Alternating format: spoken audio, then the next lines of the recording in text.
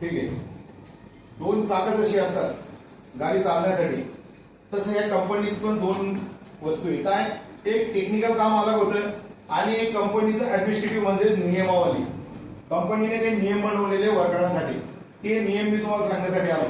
ते नियम जर तुम्ही तोडले तर तुम्हाला काय पनिशमेंट दिलेली आहे ते पण मी तुम्हाला सांगेन. आधी नियम ऐकून घ्या, नंतर तुम्हाला फक्त पनिशमेंट सांगेन. तर नियम सगळ्यात पहिले, आपल्या घरून निघालं तर टू व्हीलरवर जर निघाले तर हेल्मेट तुम्हाला अति आवश्यक आहे. विदाऊट हेल्मेट मी कंपनीत घेतच नाही, तुम्हाला वापस करून देईन. क्लिअर आहे. जर बाईक वरती तुम्ही म्हणणार सर आम्ही 2 जण येतो, तर मागच्याला पण हेल्मेट कंपल्सरी. इथं मागच्याला पण helmet compulsory. Without helmet use नका. जर आले तर पहिलं नुकसान, जे 50 रुपये 60 रुपयाचं पेट्रोल खर्च करून येणार तेवढंच वापस करून देऊ, कामावर येणार नाही. क्लिअर आहे बंडा. नेक्स्ट, गेट मध्ये एंट्रीज नाही, कामावर एंट्रीज नाही विदाऊट हेल्मेट. नेक्स्ट, कंपनीमध्ये घुसले, first seat, second seat, third seat, अलग अलग पार्किंग आपण बनवलेले आहे. तुम्हाला तिथं पोस्टर पण भेटेल, माझा एक सिक्युरिटी गार्ड पण भेटेल. तो गार्ड तुम्हाला सांगतो फर्स्ट सीटच्या गाड्या इथं आहे, सेकंडच्या इथं आहे, थर्डच्या इथं आहे. आपल्या आपल्या जागेवरती गाडीला. जर गाडी नसली, पायी आले, वेल एंड गुड. आतमध्ये आले, येताना कंपनीमध्ये घुसण्याच्या अगोदरची बात सांगतोय. तुम्हाला माझे 2 सिक्युरिटी गार्ड भेटतील, ते तुमची आयडी चेक करतील. प्रॉपर आयडी दाखवायची. विदाऊट आयडी कामावर येऊच नका, मी घेणारच नाही. सेकंड, आयडी चेक झाल्यानंतर माझे 3 ते 4 गार्ड तुम्हाला सर्चिंग साठी उभे असतात. ते काय चेक करतात ते बघून घ्या.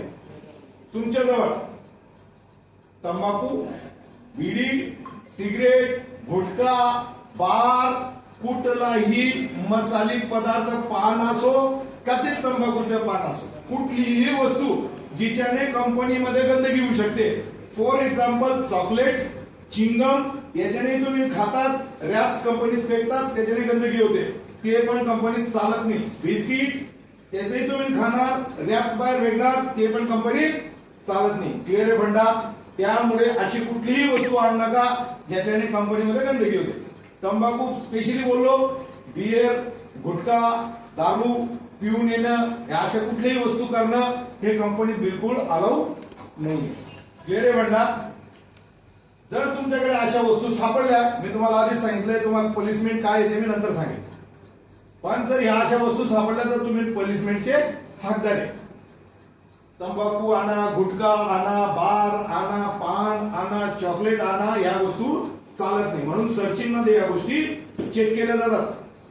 जिथं गाडी लावतात तिथं आपलं चेक करून घ्या आणि आतमध्ये घुसा. नेक्स्ट, तुमचा ड्रेस कोड. ड्रेसमध्ये कंपनीने इश्यू केलेले शूज शिवाय कंपनीमध्ये येऊ नका. तुम्हाला आम्ही आत घेतच नाही. क्लिअर आहे भंडा.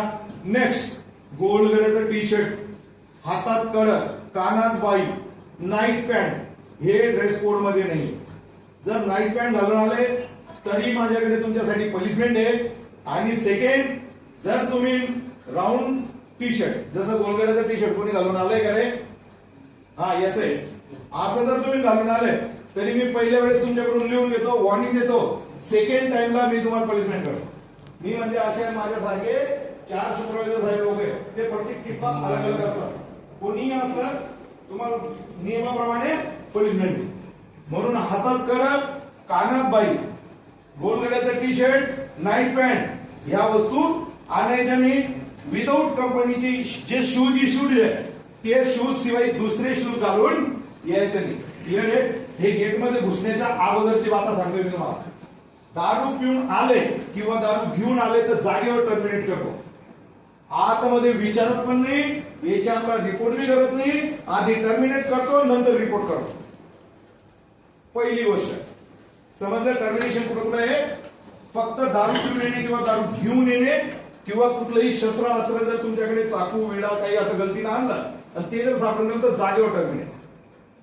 सेकंड, गेट मधून आतमध्ये घुसले, पंचिंगचे असते, वायसेसची अलग आहे, कंपनीची अलग आहे.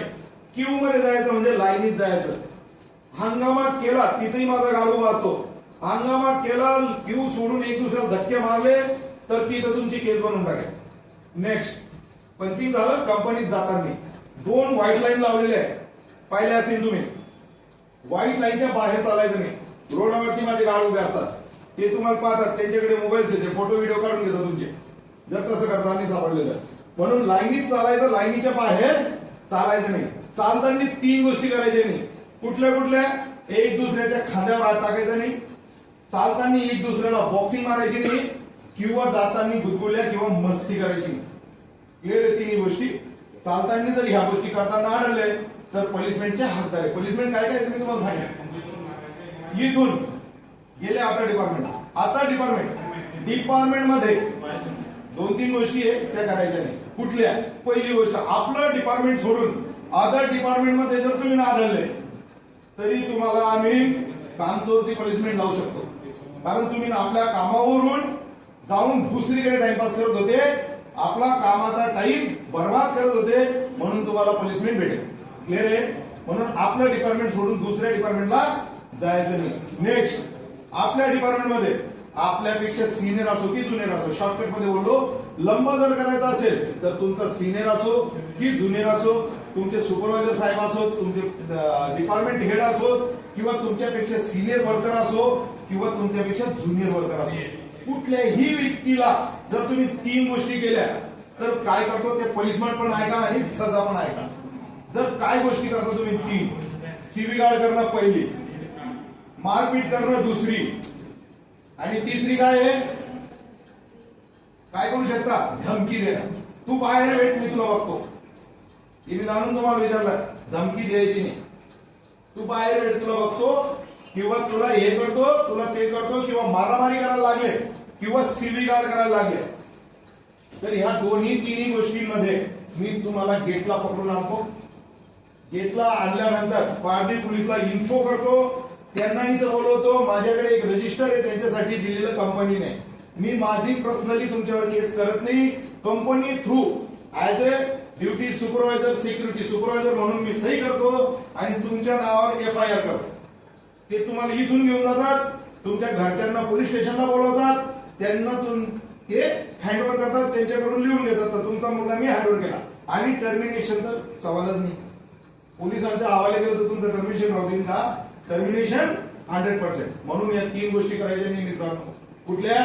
मारपीट करायची नाही, धमकी द्यायची नाही, शिवीगाळ करायची नाही कंपनीच्या एरियामध्ये. बाहेर गेल्यावर तुम्ही फी आहे तुमचं काय ते तुम्ही बघा. पण कंपनीमध्ये डिसिप्लिन कुठलं? तर आम्ही सक्त. नेक्स्ट, डिपार्टमेंट मध्ये आणि कंपनीच्या एरियामध्ये, म्हणजे कॅन्टीन समजा, चालता फिरताना समजा, किंवा आपल्या डिपार्टमेंटला समजा, जर तुम्ही कुठलीही कंपनीची प्रॉपर्टीला डॅमेज केला, तोडफोड केली, वाकवलं, किंवा तुम्ही काच तोडला, कंपनीचं मशीनचा एक पाईप फाडला, कुठलीही वस्तू जर तुम्ही डॅमेज केली तर त्या वस्तूची भरपाई तुमच्या पेमेंट मधून करून घेऊ. टर्मिनेशन 100%. क्लिअर आहे बंडा. कॅन्टीनला एक ग्लास एक दुसऱ्या मारून फेकला, प्लेट फेकली, कॅन्टीनला टाइमपास करताना आढळले तरी तुमच्यावर तो चालला, म्हणून ते काम करायचे नाही. क्लिअर आहे. सगळं सांगितलं. ड्रेस कोड सांगितला, कंपनीचे नियम, अंदर बाहेर राहण्याचं सांगितलं. लास्ट एक पॉइंट आहे, आपल्या कंपनीमध्ये आधी गर्ल्स नव्हत्या, त्या गर्ल्स आलेल्या आहेत. पण आपली आणि त्यांची जी दुरी आपल्या समाजाच्या हिशोबानं जे आपण ठेवतो ते प्रत्येकाला ठेवायची.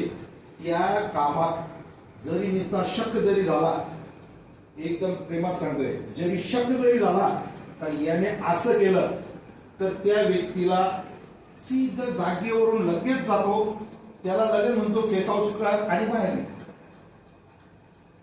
त्याची ती ड्युटी सुद्धा पुरी 4 घंटे 8 घंटे मी करू देत नाही. मी म्हणजे नियम करू देत नाही.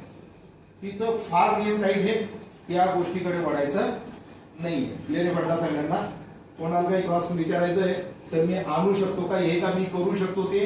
राहिली पोलिसमेंट, तर पोलिसमेंट तुम्हाला सांगतो, जर तुम्ही कंपनीमध्ये हे बाकीचे नियम जसं की तंबाखू आणणं, मोबाईल आणणं, तुमची बीडी सिगरेट आणणं, किंवा कुठलाही गुटखा आणणं, कुठलेही बार आणणं, ते खाण्याचे बार असतात ना, ते आणणं, हे जर तुम्ही केलं तर कंपनीमध्ये कंपनीचा टाइम सोडून 8 घंटे एक्स्ट्रा वर्क करावा लागतो, आणि तो तुमच्या शिफ्ट टाइम मध्ये नसतो. एक तर तुमच्या ऑफ टाइम मध्ये, किंवा ज्या दिवशी विकली ऑफ आहे त्या दिवशी येऊन 8 घंटे एक्स्ट्रा झाडू मारायला लागतो कुठेही. जर झाडू मारायचा नसेल तर करायचं नाही.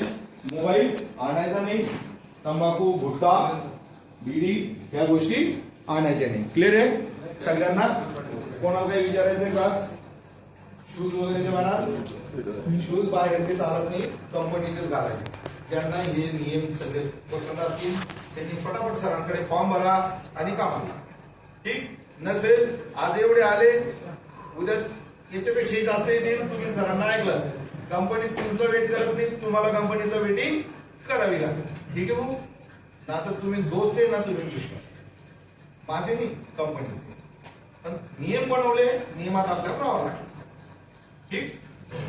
सरांनी आता सुपरवायझर सिक्युरिटी सुपरवायझर सरांनी खूपच अतिशय महत्वाचं चांगलं डिसिप्लिन बद्दल सांगितलेलं आहे. तर लक्षात घ्या, याच्यामध्ये एक पॉइंट मी सांगू इच्छितो अजून की सरांनी केस वेशभूषा सांगितलेले आहेत, ड्रेस कोड सांगितलेले आहेत, सर्व सांगितले. याच्यामध्ये केसभूषा पण अतिशय महत्वाची आहे.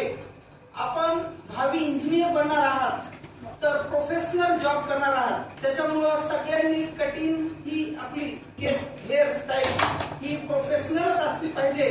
की असे वेडेवाकडे वाढलेले केस हे अजिबात चालणार नाही. बाकीचं सरांनी सांगितलं आहे, कानामध्ये बाळी हे ते सगळं व्यवस्थित आहे. आणि सरांनी हे सुद्धा सांगून दिलेले आहे की डिसिप्लिन किती प्रकारचे असते. डिसिप्लिन ही 3 प्रकारचे असते. ऍज अ मॅनेजमेंटच्या हिशोबानं कसे, पहिली आहे स्वय अनुशासन, स्वतःच आपण अनुशासन केलं पाहिजे, हे पहिला प्रकार मोडते. दुसरा प्रकार कोणता की एखादी गोष्ट कर म्हणून सांगितल्यानंतर करणारा, म्हणजे डिपार्टमेंट मध्ये काम करताना सुद्धा एखादं कर म्हणून सांगितलं तर ते केलं तर ते दुसऱ्या प्रकारात येते. आणि तिसरा प्रकार म्हणजे कोणता असतो मग पनिशमेंट.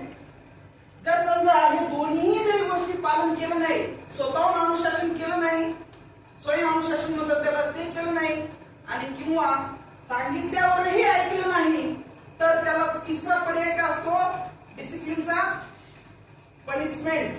तर मग त्याला पनिशमेंट शिवाय त्याचं एकतर पेमेंट कापणे, पगार कापणे, अटेंडन्स कापणे किंवा त्याला घरी पाठवणे किंवा कामावून बंद करणे, सस्पेंड करणे, या सगळ्या गोष्टी तिसऱ्या याच्यात येतात. तर आपल्याला तिसऱ्या प्रकारचा अवलंबायचा आहे का अनुशासनाचा? नाही. तर पहिलाच जे स्वयं अनुशासन आहे, सेल्फ डिसिप्लिन म्हणतो त्याला आपण, तेच वापरायचा, त्याच्यातच राहायचं आपण. ठीक आहे? आलं का लक्षात सगळ्यांनी?